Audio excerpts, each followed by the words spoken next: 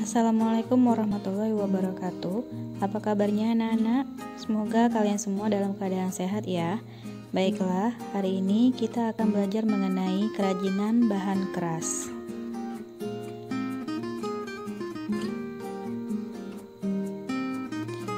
Pengertian kerajinan bahan keras. Kerajinan bahan keras adalah produk kerajinan yang menggunakan bahan dasar bersifat keras, yaitu pejal, solid, kuat, padat, dan tidak mudah berubah bentuk.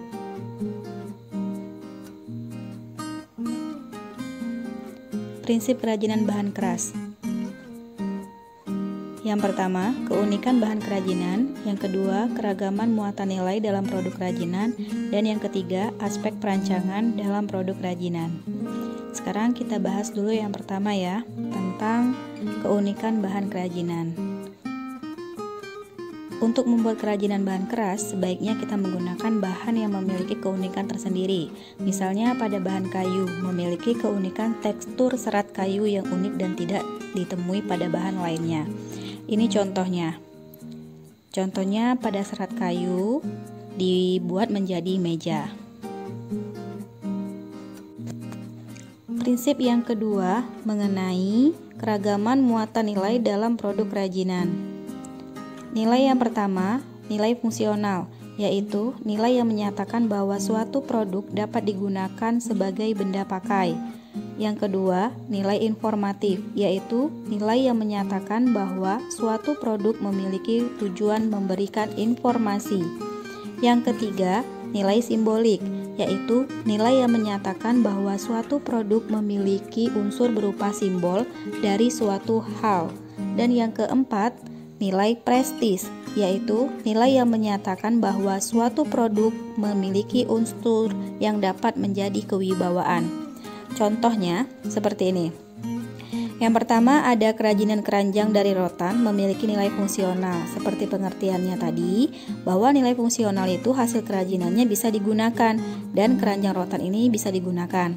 Yang kedua, nilai informatif. Contohnya kerajinan pin kaleng. Pada contoh ini kerajinan pin kalengnya ada gambar berupa lambang klub sepak bola. Jadi pin ini memberikan informasi bahwa dengan logo yang seperti itu melambangkan klub sepak bola tertentu. Yang ketiga, nilai simbolik. Contohnya kerajinan lukis dari kaca yang menceritakan cerita Mahabharata. Jadi dia bukan hanya sekedar lukisan, tetapi ada kisah atau cerita di balik lukisan tersebut. Yang keempat, nilai prestis. Contohnya kerajinan tas kulit. Untuk kerajinan prestis ini tidak semua orang memilikinya. Karena itulah apabila ada orang yang memiliki kerajinan ini, dia merasa lebih berwibawa. Dan yang ketiga, prinsip aspek perancangan dalam produk kerajinan. Ada beberapa faktor yang diperlukan sebelum kita melakukan perancangan produk kerajinan. Yang pertama, faktor teknis, meliputi metode produksinya, apakah kita menggunakan secara manual atau sederhana atau sudah menggunakan mesin. Yang kedua, faktor ekonomis. Faktor ekonomis itu bisa berupa pemasarannya, sistem distribusinya bagaimana, kebijakan penciptaannya seperti apa, nilai jualnya, dan selera masyarakat.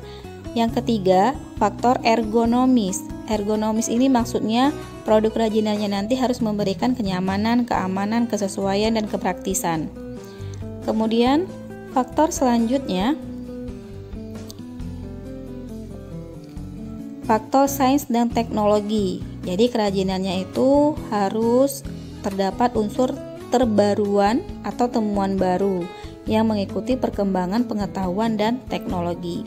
Yang kelima, faktor estetika, yang berupa menampilkan suatu bentuk keindahan, memiliki daya pikat, terjadi keserasian, penggarapan yang rinci, pewarnaan, kesan yang ditampilkan, dan yang terakhir adalah faktor kondisi lingkungan, yang berupa nilai budaya dan kondisi lingkungan atau wilayah setempat.